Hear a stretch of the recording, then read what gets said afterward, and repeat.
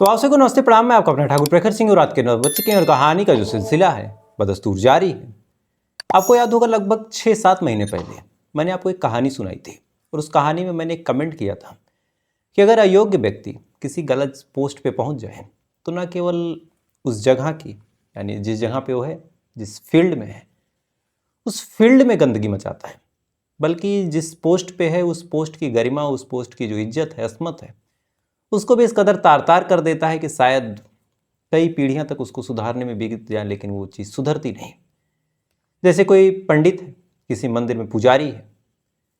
अब पुजारी मतलब बेहद रेपुटेड चीज, एक ऐसी व्यक्ति, एक ऐसी शख्सियत जिसको हम ये मानते हैं कि शायद अगर इसके चरणों में हम शीश नवाते हैं तो ऊपर वाला हमसे खुश होगा।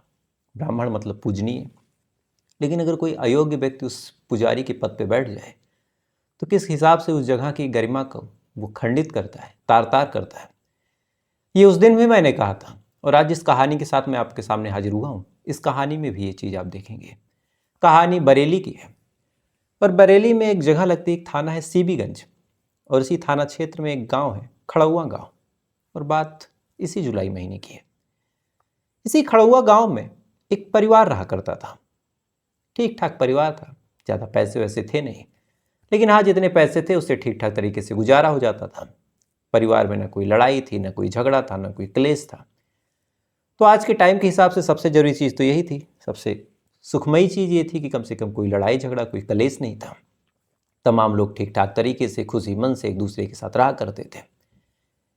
इसी घर में एक महिला थी जिसका नाम था उषा देवी। उषा देवी बेहद धार्मिक स्वभाव की महिला, मंदिर जाती, पूजा पाठ करती, भगवान के नाम पे व्रत उपवास करती, तमाम धार्मिक कार्यों में बढ़ चढ़ के हिस्सा लेती। और ऐसे ही उषा देवी की जिंदगी गुजरती चली गई। लगभग 40-45 साल उम्र हो गई, बच्चे हो गए, बच्चे भी धीरे धीरे बड़े हो गए और बड़े होने के बाद बच्चे भी अपनी जिम्मेदारी संभलने लगे। इधर उषा देवी जब देखती हैं कि बच्चे बड़े हो गए तो अक्सर अब तमाम जिम्मेदारियों से वो लगभग मुक्त थी, तो मंदिर जाया करती, पूजा पाठ किया करती। ऐसे ही 19 जुलाई की बात है, उषा देवी अपने घर से मंदिर के लिए निकलती हैं। बगल में ही एक मंदिर है। मंदिर के लिए निकलती हैं, शाम का वक्त था। उन्होंने कहा कि जा रही हूँ, दीपक जला के आ जाऊंगी। घर वालों ने कहा ठीक है। घर वाले अपने कामों में बिजी हो गए, जो बच्चे थे अपने काम में बिजी हो गए, जो घर पे और महिलाएं थी खाना पकाना, इन सब में बिजी हो गई। लगभग 8 बज गए। अब कायदे से जब भी उषा देवी जाती थी तो शाम को दीपक जला के 7, 7:30 तक आ जाती थी। अब इधर 8 बज गए और इस बार उषा देवी आई नहीं। बच्चों को लगा कि शायद वहाँ कोई मिल गया होगा, बैठ गई होंगी। उन्होंने कहा कि चलो थोड़ी देर इंतजार करते हैं, हो सकता है अभी आ जाए माँ। बच्चे इंतजार करते रहे। देखते देखते 8:30 बज गया और जब 8:30 बजा और इधर उषा देवी आई नहीं तो फिर परेशान बच्चे।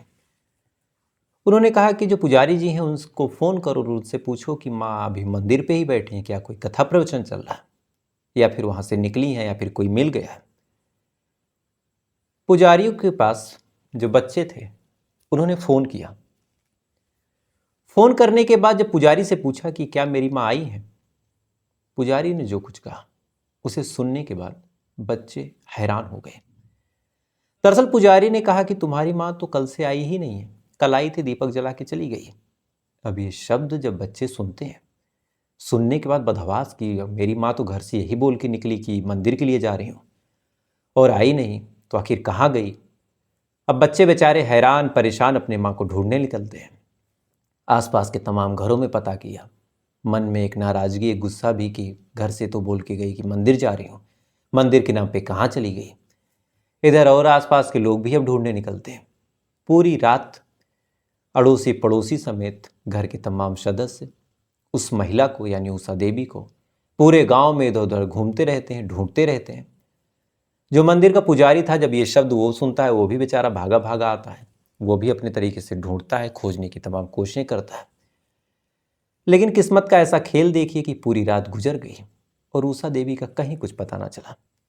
अब उषा देवी का कहीं कुछ जब पता नहीं चला तब परिवार वाले परेशान। उन्होंने कहा कि भाई चलो पुलिस स्टेशन कंप्लेंट नोट करवाते हैं। इसके बाद परिवार वाले पुलिस स्टेशन जाते हैं, वहाँ पे कंप्लेंट नोट करवाते हैं। पुलिस वाले जब ये बात सुनते हैं कि एक महिला इस कदर गायब पूजा करने गई थी, वो भी समझ नहीं पाते कि आखिर क्या हुआ। और सबसे बड़ी बात कि पूजा करने गई थी और मंदिर पहुंची नहीं। तो लोगों के जहन में कई तरह की चीज़ें आई कि शायद कहीं और चली गई होगी, किसी के साथ भाग वाग ना गई हो, किसी से अफेयर ना हो, कहीं ऐसा तो नहीं कि पति या फिर घर में किसी से कोई लड़ाई झगड़ा हुआ हो और इस वजह से नाराज होकर कहीं चली गई हो। यानी तमाम तरह की बातें, तमाम तरह के ख्याल। पूरा परिवार अब इधर गम में डूबा। लोग तरह तरह की बातें कर रहे हैं, पुलिस वाले अपने तरीके से अलग अलग डाउट कर रहे हैं। इसी दौरान अगले दिन यानी 20 तारीख की सुबह हो जाती है। 20 तारीख की सुबह होने के बाद सुबह के लगभग 11 बजे, चूंकि मंदिर था तो और भी लोग उधर दर्शन करने जाते थे, तो उसी बीच कुछ लोग दर्शन करने जाते हैं। और जैसे ही दर्शन करने जाते हैं तो मंदिर से थोड़ा पहले उन्हें कुछ अजीब दिखाई देता है, जैसे कोई महिला बेहोश गिरी पड़ी हो। तमाम लोग उस महिला के पास जाते हैं। उस महिला को जैसे ही देखते हैं, देखने के बाद जैसे उस महिला का चेहरा उनके सामने आता है, फौरन ये तमाम लोग चीखते हैं और चीखने के बाद कहते हैं कि अरे उषा देवी तो यहाँ पड़ी है। तमाम लोगों को लगा कि शायद उषा देवी बेहोश है। उसको उठाने की कोशिश की, गाल पे थपकियां मारी कि शायद उषा देवी उठ जाए। लेकिन जब नब्ज टटोली और सांसें चेक की, तब पता चला कि उषा देवी तो बेहोश नहीं है, उषा देवी मरी पड़ी है। अब एक महिला जो दर्शन करने के लिए आ रही थी, अचानक से देखा कि वो मरी पड़ी है। अगले दिन तमाम लोग हैरान, गांव में हड़कंप मच गई। अब यहाँ दो बातें थी, या तो किसी सांप वाप ने काट लिया तब मर गई, और या तो कोई और बात, या फिर किसी ने कुछ कर दिया। तो फिर मामला जब पुलिस पे पहले ही गया था तो पुलिस भी आ गई। पुलिस आती है और आने के बाद जब बॉडी चेक करती है तो चेक करने के बाद गर्दन पे कुछ ऐसे निशान मिले जिसे देखने के बाद लग गया कि ये कोई नेचुरल डेथ या फिर कुछ नेचुरल वजह से डेथ नहीं हुई है, यानी कोई सांप काट ले या फिर हार्ट अटैक या फिर कोई और बात। ऐसा नहीं है, किसी ने गला दबा के मारा है। अब एक महिला जो बाकायदा पूजा पाठ करने के लिए मंदिर के लिए निकली थी, रास्ते में किसी ने उसका कत्ल कर दिया। अब ये बात जब गांव में फैली, गांव वाले अलग सन रह गए। इधर पुलिस वालों ने बॉडी अपने कब्जे में ली, उसको पोस्टमार्टम के लिए भेजा। पोस्टमार्टम करवाया तो उसमें भी क्लियर कि भाई महिला का मर्डर हुआ है। अब और हड़कंप मचा। पुलिस वालों ने जांच पड़ताल शुरू की। जब जांच पड़ताल शुरू की तो सबसे पहले भाई परिवार वालों से पूछा कि आपको किसी पे डाउट है। परिवार वालों ने कहा कि साहब हमें किसी पे क्या डाउट। अब जब परिवार से कोई जवाब नहीं मिला तो आसपास के लोगों से पूछा कि आपको किसी पे कोई डाउट। तमाम लोगों ने कहा कि भाई हमें किसी पे क्या डाउट होगा। अब धीरे धीरे दिन गुजरते चले गए, पुलिस वाले जांच पड़ताल करते रहे। 20 तारीख को लाश मिली थी, 21 बीत गया, 22 बीत गया, 23 बीत गया। पुलिस वाले अपने तरीके से जांच पड़ताल कर रहे हैं, तफ्तीश कर रहे हैं। हाथ पुलिस वालों के खाली हैं। इसी दौरान जब कहीं से कोई जानकारी नहीं मिली तो पुलिस वालों ने कहा कि एक काम करते हैं, जो महिला है थोड़ा सा उसके बारे में पता कर लेते हैं कि आखिर इस महिला का कैरेक्टर और इस महिला का नेचर क्या है। अब जब आसपास के तमाम लोगों ने इस महिला के कैरेक्टर और इस महिला के नेचर के बारे में पुलिस वालों को बताते हैं, क्योंकि पुलिस वालों ने उनसे पूछा कि भाई इस महिला का नेचर और इस महिला का कैरेक्टर क्या है, तब उन्हें कुछ जानकारी मिली। जब जानकारी मिली तब पुलिस वालों ने कहा कि एक काम करो, थोड़ा सा एक बार पंडित जी से भी पूछ लो कि ये क्या कहते हैं। अब पुलिस वालों ने पंडित जी को उठाया और उठाने के बाद उनसे पूछताछ करी। जब पूछताछ करी तब शुरुआत में जो पुजारी जी थे, वही पुजारी जी जो लगातार अब तक खोज रहे थे, वही पुजारी जी जो अब तक पूरे परिवार की मदद कर रहे थे, थाना पुलिस ये तमाम चीज़ें दौड़ रहे थे, वही पुजारी जी अब कुछ ऐसी कहानी सुना देते हैं जिसे सुनने के बाद तमाम लोग हैरान थे। और यहीं से कहानी 1 साल पहले पहुंच जाती है। दरअसल 1 साल पहले की बात है। ये महिला अपने मन की शांति के लिए, अपने मन की सुख के लिए, आत्मा को थोड़ा सुकून देने के लिए मंदिर आती है। और इसी मंदिर में जो पुजारी थे भगत राम यहीं रह के पूजा पाठ किया करते थे। महिला आती, घंटों घंटों यहाँ बैठती, भगवान के आगे अपना सर झुकाती। इसी दौरान जो पुजारी था उससे बातचीत शुरू हो गई। बातचीत आगे बढ़ी। अक्सर महिला को पुजारी की बातें अच्छी लगने लगी। महिला आए दिन अब यहाँ आने लगी। कुछ दिन तक तो ये चीज़ें नॉर्मल चली। एक पुजारी और एक भक्त के बीच का रिश्ता एकदम पाक पवित्र रहा। लेकिन जैसे जैसे वक्त आगे बढ़ा, इन दोनों के बीच रिलेशन हो गया।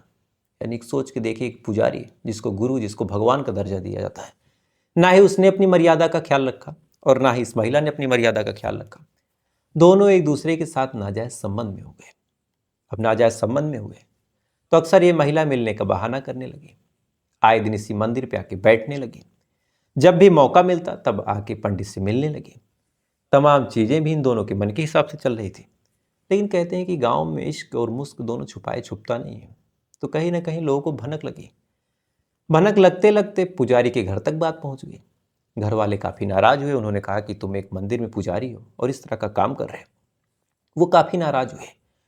और इधर आलम यह हो गया था कि यह महिला इस पुजारी के प्यार में इस कदर पागल हो गई थी कि जब इस महिला को पता चला कि पुजारी मुझसे दूर जा रहा या फिर परिवार वाले विरोध कर रहे हैं, तब महिला ने खुद जिद की कि नहीं, मैं तो तुम्हारे ही साथ रहूंगी, चाहे जो हो जाए। अब पुजारी को लगा कि भाई मैं तो फंस गया। उसने महिला को समझाया कि देखो ये चीज़ें ठीक नहीं है, अब लोग जान गए, हमारी तुम्हारी बेइज्जती हो रही, बदनामी हो रही, तो एक काम करो, अब तुम अपने रास्ते जाओ, मैं अपने रास्ते जाऊँ। लेकिन महिला कुछ सुनने को तैयार ही नहीं थी। उसने कहा कि अब जीऊंगी तो तुम्हारे साथ, मरूंगी भी तो तुम्हारे साथ। पुजारी ने लाख समझाया कि मान जाओ, वो नहीं मानी। तब इसने कहा कि अब इसको रास्ते से हटाना पड़ेगा। तो सबसे पहले 18 तारीख को पुजारी फावड़े से पहले गड्ढा खोदता है। पूरा प्लान फिक्स था कि कैसे मारना है। गड्ढा खोदने के बाद 19 तारीख को जब ये महिला आती है तो इसका प्लान था कि 19 तारीख को मार के गड्ढे में दफन कर दूंगा, किसी को भनक ही नहीं लगेगी। तो 19 तारीख को जैसे ही कत्ल करता है, गला दबा के उस महिला का, रास्ते में इत्तेफाक से वहां कुछ लोग आ जाते हैं। अब जैसे उन कुछ लोगों को आते हुए देखता है, फौरन लाश को वहां छोड़ के भाग जाता है। अब चूंकि अंधेरा था तो कोई देख नहीं पाया, लेकिन इतना मौका इसे मिला ही नहीं कि लाश को ठिकाने लगा दे। आधे घंटे बाद तो पूरे परिवार और आसपास के लोग अब ढूंढने आने लगे। अब जब ढूंढने आने लगे तब भी मौका नहीं मिला कि गड्ढे में दफन कर दे, और ये तमाम लोगों के साथ मिल के ढूंढने का नाटक भी करने लगा। लाश वहीं जंगल के पास फेंकी रही। इसने मौके की तलाश की बार बार कि कब मौका मिले लाश दफन कर दूं, लेकिन इसे कोई मौका मिला ही नहीं। वरना अगर लाश दफन कर देता तो शायद चीज़ें और मुश्किल होती। उसके बाद ये तमाम लोगों के साथ खोजने का नाटक करने लगा, खोजने का तमाम आडंबर रचने लगा, और अंत में फिर पकड़ा गया। और अब देखते हैं क्या सज़ा होती है। लेकिन यहाँ सवाल दो चीज़ें हैं। अब ऐसी कहानियों पे कई सारे ऐसे लोग होंगे जो कमेंट करेंगे कि ब्राह्मण ऐसे होते हैं, पुजारी ऐसे होते हैं, तमाम चीज़ें। लेकिन यहाँ दो चीज़ें आपको भी सोचनी चाहिए। हर व्यक्ति ना ब्राह्मण होता है, हर व्यक्ति ना पुजारी होता है। पुजारी दो तरह के होते हैं। एक मैं हूँ, मेरा ठीक ठाक चैनल चल रहा है, मेरा ठीक ठाक कैरियर है यूट्यूब की दुनिया में। हालांकि कितना मुश्किल है आप खुद देख सकते हैं कि गर्मी पूरी है, पसीने से तरबतर, लेकिन कहानी सुनानी है तो कोई काम आसान नहीं होता। तो अब इन तमाम चीज़ों को मैं छोड़ूं, अपने चैनल को बंद कर दूं, मेरे अंदर वैराग्य उत्पन्न हो, तब मैं मंदिर जाऊं। तब अगर मैं कुछ बनता हूं तो सही पुजारी बनूंगा, चूंकि उसके पीछे कारण है कि मैंने तमाम अपने सुख सुविधा को छोड़ के, अपने भौतिक सुखों को छोड़ के, इनका त्याग करके मैं मंदिर गया। दूसरी कंडीशन क्या है कि मैं अपने घर में कुछ कर ही नहीं पाया, मैं नाकारा था, मैं बेकार था, खाने पीने का इंतजाम नहीं था। तो मुझे लगा कि चलो बगल में एक मंदिर है दूसरे गाँव में, वहाँ जाके अगर कुछ राम राम करूँगा तो कुछ नहीं तो आसपास के तमाम लोग 10-5 रुपए दे देंगे, कुछ नहीं मिलेगा तो खाने पीने का जुगाड़ लग जाएगा जिस घर बैठ जाऊंगा, और मेरी ज़िंदगी कामचोरी और हरामखोरी में चलती रहेगी। तो आजकल हर जगह पंडित भी दो तरह के हैं, पुजारी भी दो तरह के हैं। एक वो जो बहुत कुछ त्याग के आए हैं, बहुत सारे ऐसे आचार्य हैं हमारे देश में जो PhD होल्डर हैं, जो अच्छे अच्छे डॉक्टरेट को छोड़ के आए हैं, उनको नहीं समझ में आया देश दुनिया मोह माया तो वो छोड़ दिए। और कुछ ऐसे हैं जिन्होंने कुछ अपने जीवन में नहीं किया, वो जब कुछ कर नहीं पाते तो उन चीज़ों को पाने के लिए कि पैसे कमाने का सबसे सस्ता तरीका क्या है, तो वो मंदिर में पुजारी बन गए या फिर कथा प्रवचन करने लगे।